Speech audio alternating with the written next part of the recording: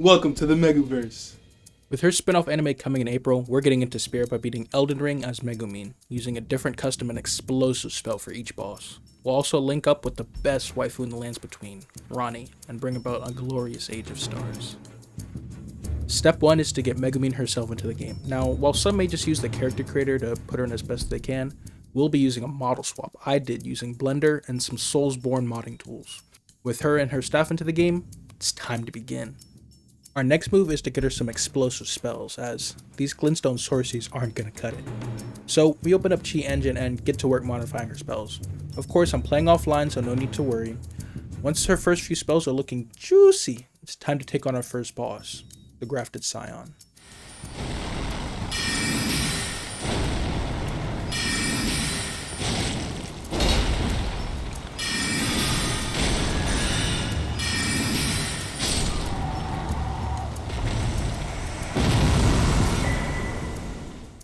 Unlike when I first played this game, I'll be crushing it with Explosive Force and obtain items I have no need for.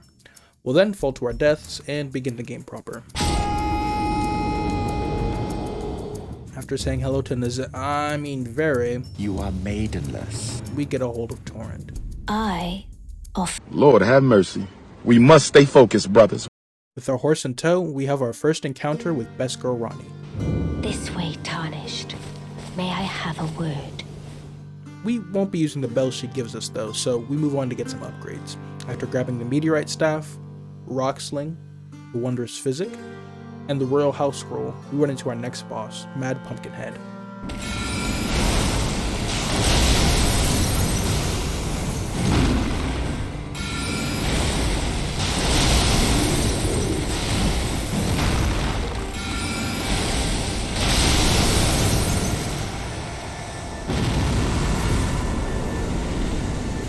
After taking it down without issue, we get some more sorceries before skipping Irina's quest on our way to grab the Morning Star, as well as Crystal Burst and Ambush Shard sorceries.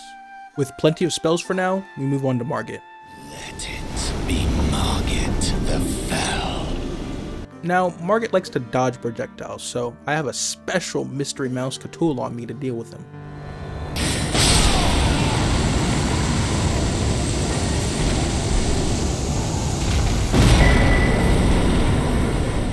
With the Fell Omen down, we now begin Nefeli's quest and move on to Mr. Golden Boy Godric.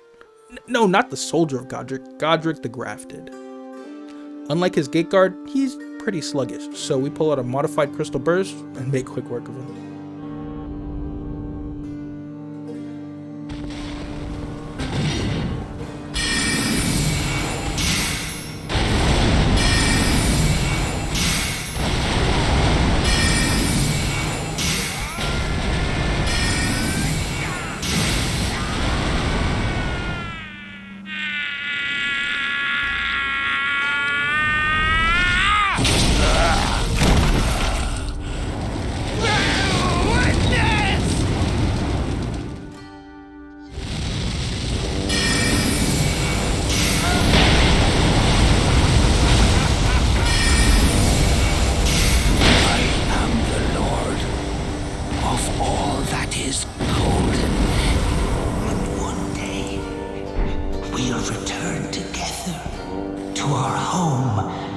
Bathed in rays of gold.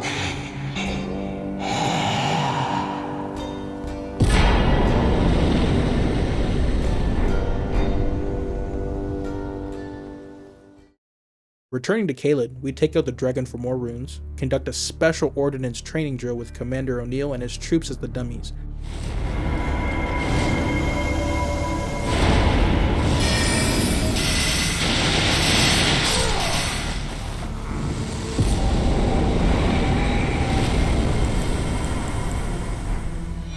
and go through Gowry's quest.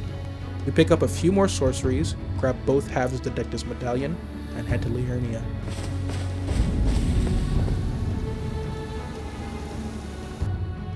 We run around gathering more sorceries, namely the ones from the Academy Scroll. We then head to the Academy itself after grabbing the key from behind the dragon and pick up a bunch more spells, the Glintstone Key, and make our way to Rennala. Of course, we have to deal with Clifford first, so we take advantage of one of our newly modified spells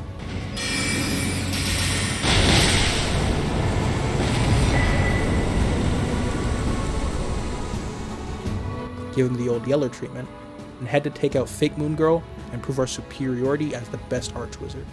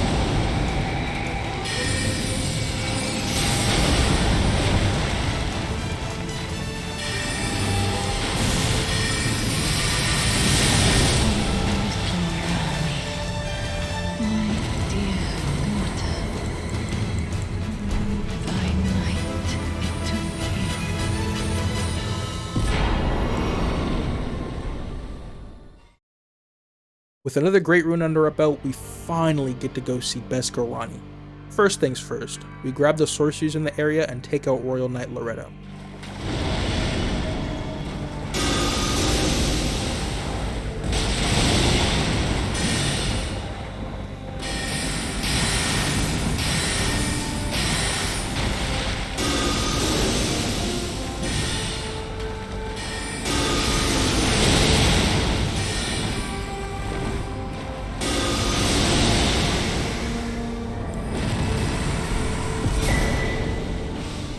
We then use a new spell on the dragon, forcing it to retreat.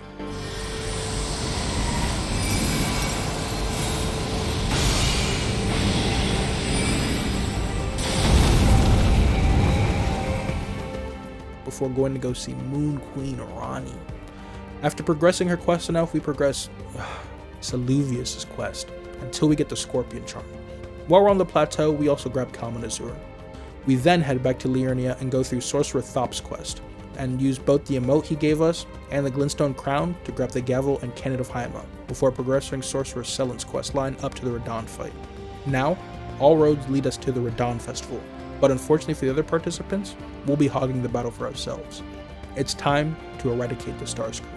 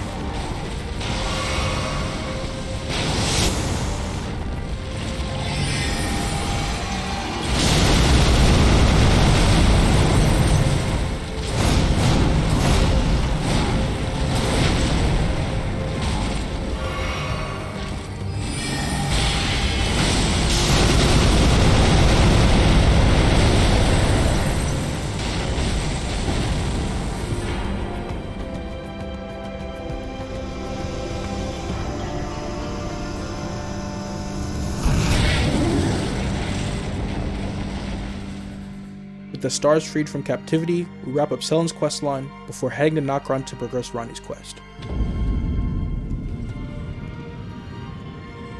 We take out the Mimic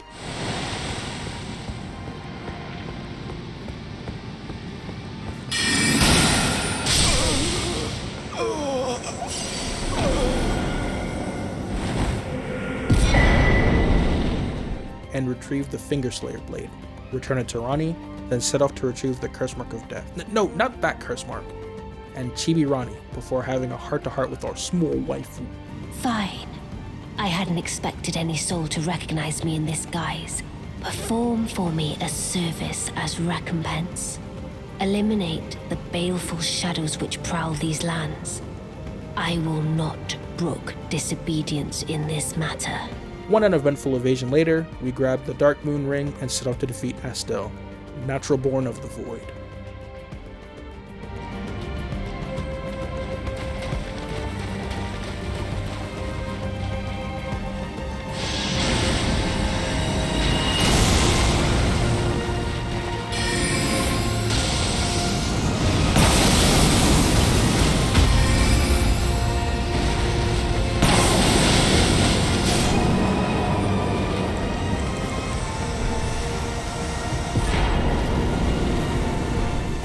Now that this completely unique boss that never shows up again is defeated, we take the elevator up to the Moonlight altar.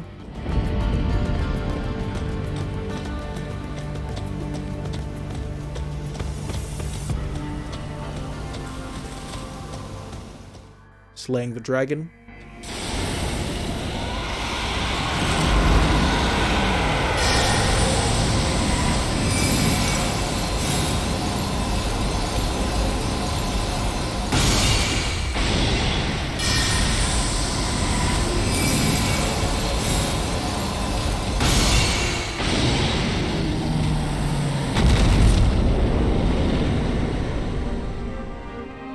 Completing Ronnie's questline, and claiming Best Girl's legendary sorcery.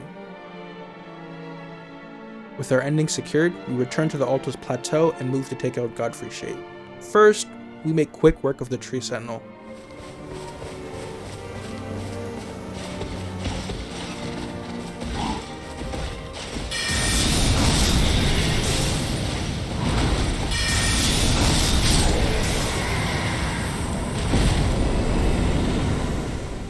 Then head into the royal capital.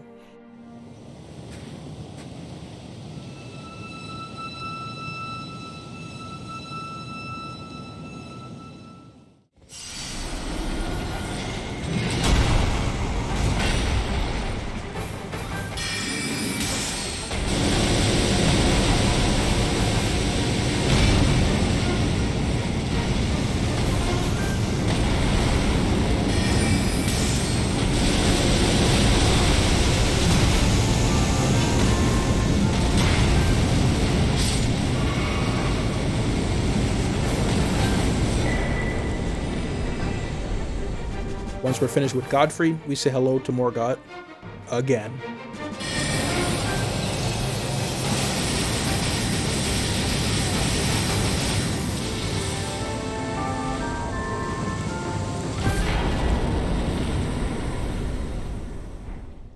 Before getting the rolled medallion, go up the grand lift to the mountaintop of giants and to the fire giant.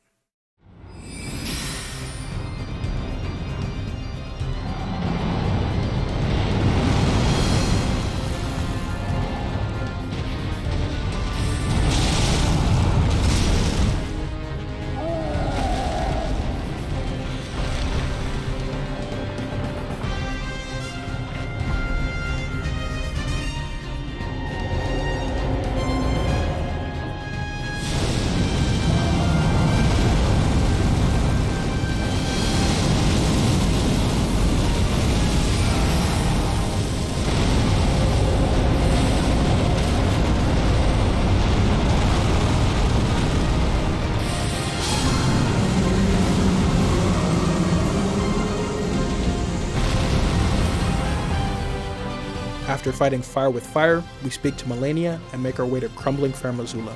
At this point, we're in the endgame now.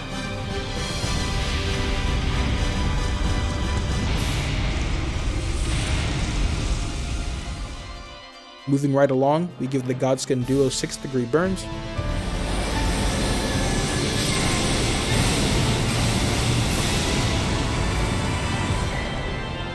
Then reject Destined Death.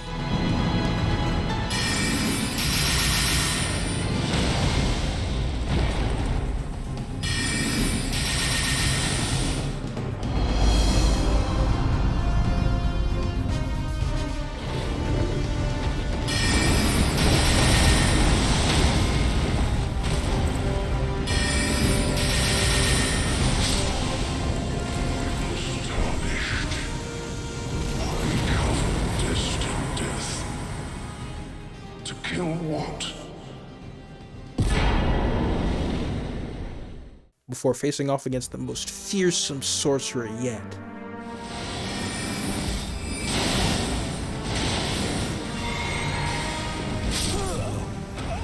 You fought well until now.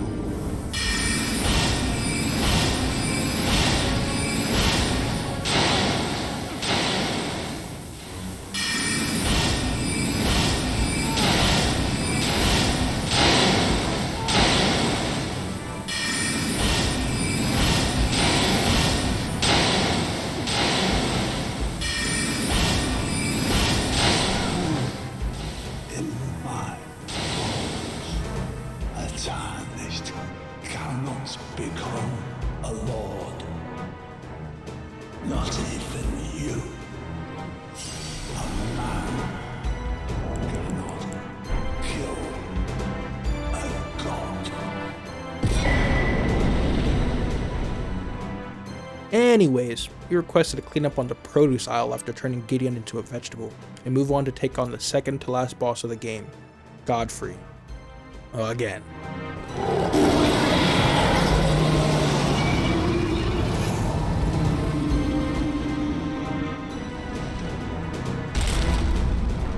Upon my name as Godfrey, the first Elden Lord.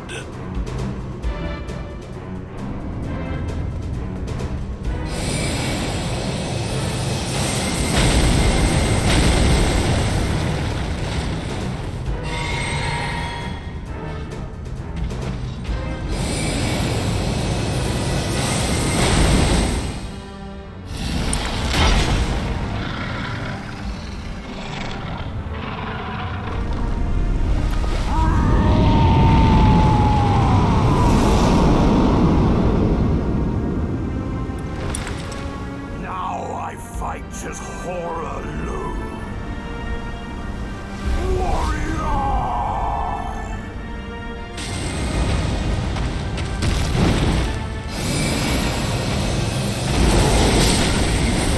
Tarnished. Thy strength befits same crown.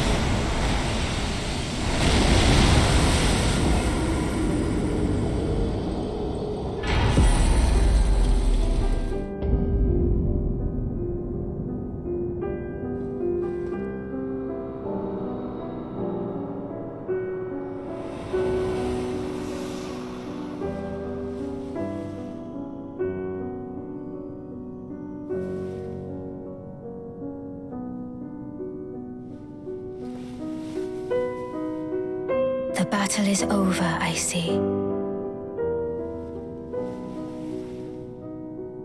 I do solemnly swear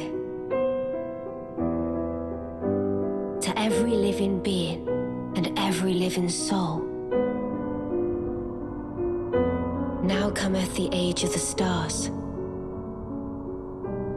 1,000-year voyage under the wisdom of the moon. Here beginneth the chill night that encompasses all, reaching the great beyond. Into fear, doubt, and loneliness, as the path stretcheth into darkness. Let us go together.